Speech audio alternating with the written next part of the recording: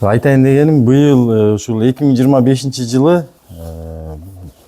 ремонттук иштерди жүргүздүк. Ремонттук иштерде Манас району боюнча 540 даана зымтирек орноттук, жаңысын алмаштырдык. Көкдөбө, Манас, Талас айылдарында, биякта Семетей айыл өкмөтүндө болсо, Арал, Кайыңды айылдарында. Андан тышкары дагы 18 трансформаторду капиталдык ремонттон өткөрдүк. Кышка даярдык үчүн.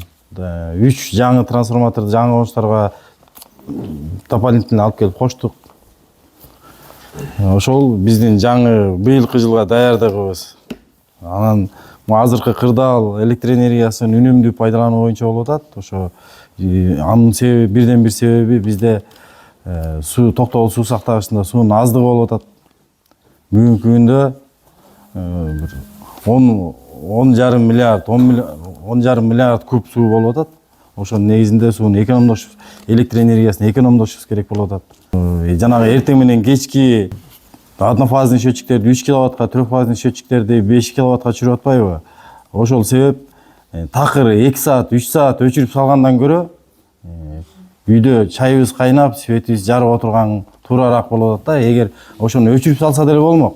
Экономдойбуз депчи, эртең менен 3 саат өчүрүп, кечинде 3 саат такыр өчүрүп салса деле болмок. Аны такыр өчүрүп салгандан көрө ушул багытка барганыбыз туурараак деп биздин жогорку жактар ошондой чечип, өлкө боюнча ошол чечимге келип, ошону туура кабыл алышыбыз керек да.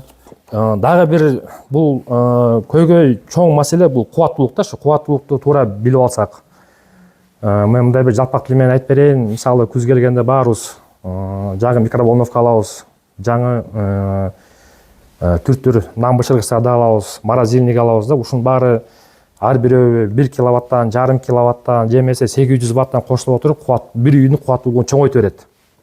Илгери баарыбызга белгилүү, бир үйдө бир плитабыз бар болчу, 1,5 киловаттык. Баарыбыз нанды да колго бышырчык.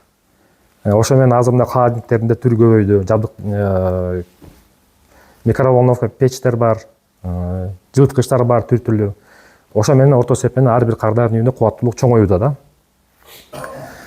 Акылдуу эсептегичтер мүмкүн күндө мен бир образецин алдым, атайын сизге көрсөтүп коелу деп. Бул батарейкасы бар экен дагы деле. Биз ушудан азыр 90% коюп койдук. Бул жерден эң эле көйгөй маселе азыр бизде свет өчүп калып атпайбы?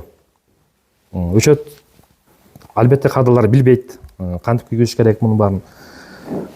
Бул жерде таблодо бул эсептегич мынакей көрсөтүп турат. Мына кнопканы ар бир баскан сайын бул жерде өзүнүн операциясы бар да.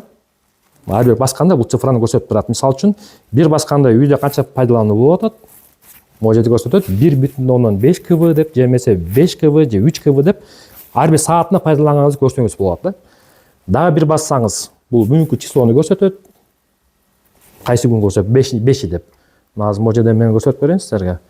Мына азыр бул счетчик заводдон чыкканы 10 киловаттка уруксат берип атат да. Мына 10 кв деген жазуу бар могу жеринде. Англисче кв. Азыр бул заводдон чыкканы бизге госстандарттан өтүп келгендегиси, азыр бул счетчикти биз таксак, бул 10 киловатты бир үйгө бергенге мүмкүнчүлүгү бар. Уруксат берет.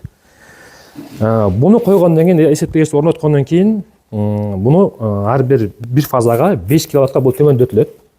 Демек, сиздер 5 киловатты саатына пайдалансаңыздар болот. Бир күндө эмес. 5 киловатты саатына пайдалансаңыздар, бир күндө 8 саат иштесеңиздер, бир күндө 40 киловатт пайдалансаңыздар болот да. Бул саатына 5 киловатт. Дагы бир басканда мынакей числосу көрүндү. 5 ноябрь 2025. Саат 10:25 өттү. Секундасы менен бара көрүнөт, канча саат убакытты көрсөтөт. Дагы бир басканда бул уже показанияныз көрүнөт, канча жакканыңыз көрүнөт. Демек, бизге керектүү бул жерде 4 маалымат бар да, кардарға керектүү. Бир чоң эң негизги маселе бул жерде өчүп калса, мына кнопканы кайта баскылап, мындай частый баса бермеңиздер да, сураныч. Анткени ар бир нажатие кнопка булда өзүнүн функциясы бар, анан блокировкага түшүп калат. Анан кийин биз барып ачып беребиз аны деле. Болгондо бир аз убакыт күтүп каласыздар да. Үйүңүздөргө барып, атайын бизде аппараттар бар, кайра блокировкадан чыгарып, светти кайра пайдалана бересиздер. Карызга өчүп калсаңыздар, же эмесе ошол эле көбүрөөк кубаттуулукту жагып койсоңуздар, өчүп калса келесиздер да акырын кнопканы басып турасыздар. 6 секундтан 10 секундка чейин эле болду. өзү күйөт, кайра эле пайдаланбай жүрө берет. Бизде мүмкүндө негизи октябрдан мартка 6 саат күнүнө бул ЧС максимумга дейт, эртең мененки жана кечки кубаттуулуктарга жүктөө көбөйөт. Баарыбызга белгилүү, эртең менен баштап эртең менен 1-3 саат, кечинде 3 саат потребление көбөйөт, пайдалануу. Ошол учурда экономия кылыш керек. Экономия кылганда былтырлары биз котелдорду баарын өчүрүп аттык, бирок ошол эле учурда көмүр жаккандар көмүр жагып атты. Жылыткычтарда пайдалангандар кайра эле жылыткычты пайдаланып атты. Ошол себептен азыр биздин акылдуу эсептегич эртең менен саат 6-дан 9-га чейин 5 киловаттан 3 киловаттка түшөт. Ошол моментте экономия кылып турсаңыздар, анан кайра эле саат 9-тан кийин 5 киловатт кайра эле бериле берет. Кайра эле пайдалана бересиздер, кириңиздерди жууп бересиздер, керектүү жумуш аткарыла берет да. Анан кечкисин 6-дан 9-га чейин дагы ушул моментте 5 киловаттан 3 киловаттка түшүп турат. 3 фазаларыбыз азыр мүмкүн 10 киловаттан берип атат саатына. Кечкисин эртең менен кечкисин 5 киловаттка түшөт. Сейлеп алдамыч өчүп калганда блокировкага түшкөндөр бар, биздин кызматкер үйдө отурбай жанагы. Ошол кандай эмне менен, ошону түшүндүрүш керек да элге. Мисалы кээ бир группаларга жазып атпайбы? 100 сом сурап атат, 200 сом сурап атат деп. Жок, андай биз тараптан кичине кечирээк күйгөн учурлар болуп атат. Биз пробный октябрдын 20-ларында биз пробный карыздарды алып туруп өчүрдүк. Бир күндө биз 500 кардар өчүрдүк. Манас району боюнча 500 кардар карыз болчу 2 сомдон өйдө. Өчүрдүк. Ошол убакта кошуулар кичине кечигип аттык.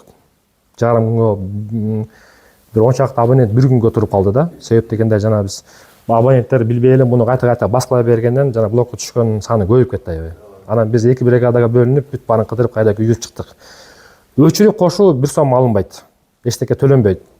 Мурун өчүрүп кайда кошкондо услуга прескурант боюнча төлөнчү, себеби ал жака затрата бензин кетчи, амортизация техниканыкы кетчи. Азыр мүмкүндө эчтеке алынбайт, 1 да сом төлөбөйсүздөр.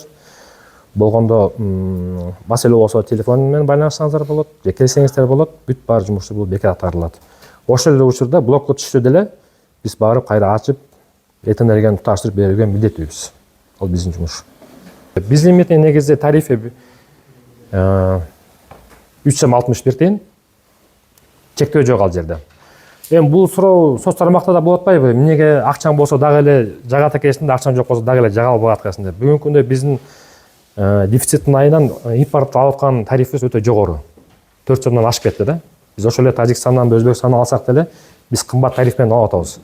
Анан биз кымбат тариф менен алып туруп эле элдин баарына 4 сом бирдекетинен төлөп эле деген бул эми мен ойлойм бул эч ким макул деле болбойт. Ошол үчүн бул жерде бир пункт көрсөтүлгөндө, эгерде кардар ошо кымбат тариф менен жагам деп ага да макул болсо, биз лимиттин тариф деген ойлонуп чыккан. Жок, мен ошо импорттун баасы менен эле алам, мага керек, мен пайдаланам десе, биз лимит тариф 3 сом 61 тыйын деп бул былтыр күчүнө кирген, 1 жыл толук иштеген. Былтыр бизде кышында 4-5 кардар пайдаланды, ограничениясы жок. Анан быйылкыдан азыр кече эле кайра телефонограмма келди, биз лимиттин тариф жокко чыгарылды. Сиздер жанагы атом платаны айдын аягына келип атпайбы счетчу? Жанагы мой светтенчи. Анан мага көрсөтүп атат. Анан могу числого чейин төлөнсүн деп. Кардар эми абонентиңиз мисалы 1000 сом болсо, ал акчасы жетпей калып, пенсионер 900 сом төлөптүр да. 100 сом калып калыптыр. Кайрадан красный болуп келиптир. Силер кайсы учурда светтти өчүрүп коесуңар, ошо тола албай калган жанагы эме болсо, бул биринчи суроо. Экинчиси тиги айтып атат, мен жума күнү төлөдүм дейт. Жана акчасынчы. Жана числосу боюнча суббота күнү уже истекает экен. Ана жанагы мой светтин эмеси приложениясы боюнча силерде бирөө иштейт да, ошо. Тигиден кеч обработка болуп келет деген ушул канчалык туура? Бул жерде биздин бүгүнкү күндө кардалар менен иш алып барганда биз автоматизированный система управления бар, АСУ деген бөлүмүбүз бар. Ал жерде постоянно кызматкер отурат. Биз ар бир үйдүн негизи ар бир кардарга эсеп дүмүрчөгү бир айда бир эле берилет. 2 жолу берилбейт да. Демек биз айдын аягында 20-сынан 25-не чейин эсеп дүмүрчөктөрдүн баарын чыгарабыз. Жана мосфетке баарын таратып коюп беребиз. Негизи 5 күндөн кийин кардар 5 күн ичинде төлөп коюш керек да.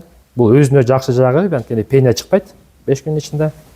Анан кийин биз келаткан айдын негизи 9 күндөн өчүрүш керек. Биз ошо бир 10 күн, 11 күндү күтүп, пенсия өзү 11-ин 12-синде алынат го. Ошону карап бизди 14-15-лерине карап өчүрүп атабыз айдын ортосунда. Анан төлөм боюнча азыр баарыбыз көп эле банк менен төлөнүп калды, электрондук акча болуп калды баары. Бизде азыр бир инспекторда болжол менен бир 700-800 кардар телесе, ошонун ичинен бир 20га же бир 15 кардарга, кемпе-чалдарга эсеп дүмүрчөгөн алып барып бериши орто эсеппен ушундай эле да. Калган баары эле мосвет менен көрүп, кээ бир үйлөр бар, эми телефон менен шарты жок, жанагындай приложение көчүргөнгө кемпе-чалдар макул болбойт. Ошолорго алып барып берет эсеп дүмүрчөгөн. Калган баары мосветке чыгат. Анан төлөнгөндө эммак менен төлөшөт. Эммак менен төлөнгөн акча 3 мүнөттөн 10 мүнөткө чейин биздин базага түшөт. 3 мүнөт, 10 мүнөт, 15 мүнөт ичинде түшүп калат. Толук төлөнбөй калса 100 сом өйдө өчүрүлөт.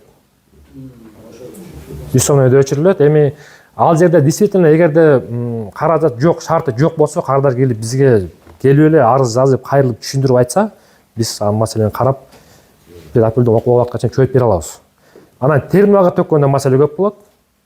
Терминалга төккөндө терминал кичине кечиктирип коет да. Бир күн, 1,5 күн кечирээк келет бизге банк через банк. Ошол моментте жанагындай суроолор пайда болуп атат. Мен төккөнүм 3 күн болуп калды, следики 2 күндөн келди деген. Эми банк менен төксөңүздөр аябай ыңгайлуу, сураныч.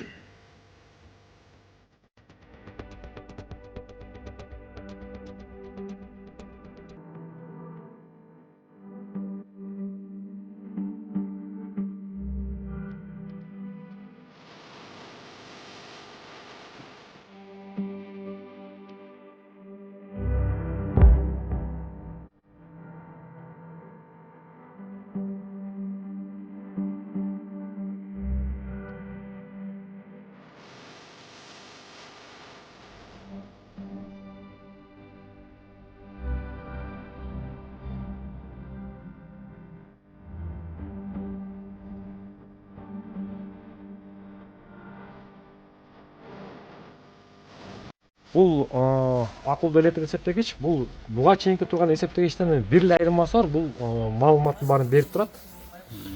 Эсептегени ошондой эле эсептейт, эч айырмасы жок. Анан бул жерде өзүңүзгө билиштүү маалымат, мисалы үчүн мындан карасаңыз, мынакей 5-ноябрь 2025-те бүгүнкү күндү көрсөтүп турат да. Сагат 11-ден 1 мүнөт өттү, секундына чейин. Бүт көрүнүп турат. Показаниянан көрсөңүз, мына азыр сиздин үйүңүздө 1,2 киловатт пайдаланып атабыз. Саатына 1,2 киловатт пайдаланып атабыз. Бул жерден сизге саатына 5 киловатт уруксат берилет. Саатына. 8 саат пайдалансаңыз, сиз уже бир күндө 40 киловатт алганга мүмкүнчүлүгүңүз бар. Сизде эч кандай бул жерде тоскоолдуктагы эч кандай маселеде жаралбайт. Кадимки электр эсептегич болгону маалыматтарды бизге өзү берип турат, керектүү убагында показания салып турат, жана төлөбөсөңүз светти өчүрүп коет. Анан эми азыр бүгүнкү күндө бул күндүз 5 киловаттагы эртең менен 3 саат, кечинде 3 саатта 3 киловаттка түшөт. 3 киловатт ошо эртең менен кечкисин бир аз эконом кылыш керек. Калган учурларда толук кандуу эле кандай пайдалансаңыз ошондой эле пайдаланып бүтүрүшүн кыла бересиз. Сварочный аппаратты өзүңүзгө тиешелүү ар бир жабдыкты пайдалансаңыз болот. Эч кандай маселе жаратпайт. Убагында показания алынат, убагында акчасын төлөп коесуз ал. Бул ограничение кайда чейин болот? Ограничение биз азыр эртең менен кечкисин аткан. Эртең менен 3 саатта кечки 3 саатта эконом кылууңуз деп сурап атабыз. Бул ограничение кыш бүткүчө. От жагасызбы үйдө? Көмүр жагасызбы? Көмүр жагабызбы? Көмүр жаксаңыз Айланганы киловаттары мурункудай эле. Ооба, эч айырмасы жок. Ошондой эле санайтпы? Экөөнүн айырмасы болгону бул маалыматты биз мурун кол менен жазчык да, показания жазып, эсеп дүмүрчөгөн алып келип колуңузга берчик. Бул азыр кандай болбойт, бул маалыматты өзү берет, так туура берет. Ар бир айдын 20-сында Мосвет деген приложениеңизге так туура акчаңыз чыгып келип бизге берилет. Анан төлөп койсоңуз өчпөйт. Төлөбөй койсоңуз өчүп калат. Анан эң негизгиси ошол биз энергияны үнөмдөө пайдаланбасак, анан кийин мен ойлойм жанагы күнүнө 1 сааттан 2 сааттан айыл-айылды өчүрүп, трансформаторлорду өчүргөндөн көрө биз эртең менен кечкисин 3 сааттан эконом кылсак, кышы менен жарыктап отурабыз. Ар бир керектүү өчүрүүнү пайдаланабыз. чайыңызды коебуз, наныңызды бышырасыз, эч кандай маселе жаралбайт бул жерде. Эртең менен кечки 3 саат көзөмөлгө алып койсоңуз эле болду. Саат саатын өчөт деген ал мындай маалымат бар.